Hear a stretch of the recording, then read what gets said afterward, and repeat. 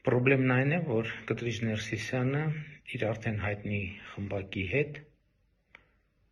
պղծության շղթաների մեջ է կալանել մեր սրբության սրբոցը Մայրաթոր Սուրբ Էջմիածինը։ Նրանք ամենևին մեր Տեր և Ուսուցիչ Հիսուս Քրիստոսի ուսմունքը և վարդապետությունը չեն տարածում, այլ տարածում են պղծություն, կոռուպցիա, քրեական ենթամշակույթ։ Մեր սրբության սրբոցի Մայրաթոր Սուրբ Էջմիածնի ազատագրման օրակարգը վաղուց է հասունացել, և այսօր Հովհաննավանքի պատարագը խորհրդանշելու է մեր սրբության սրբոցի Մայրաթոր Սուրբ Էջմիածնի ազատագրման գործնական փուլի մեկնարկը, և մեզնից յուրաքանչյուրը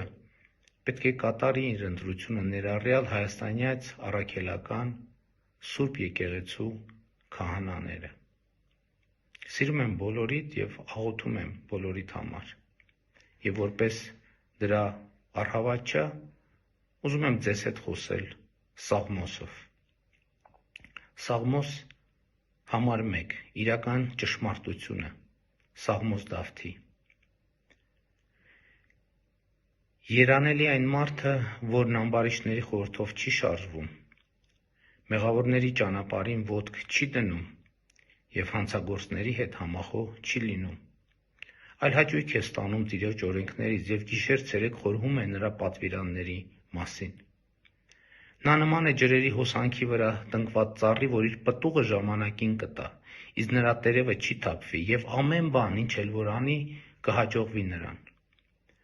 Այսպես չեն ամբարիշտները, այսպես չեն, այլ նման են հողմափոշու, որ հոսում են երկրի երեսին։ Ուստի ամբարիշտները չեն դիմանա դատաստանին, ոչ էլ մեղավորները կլինեն արդարների հավաքի մեջ, քանզի Տերը գիտի արդարների ճանապարհները, իսկ ամբարիշտների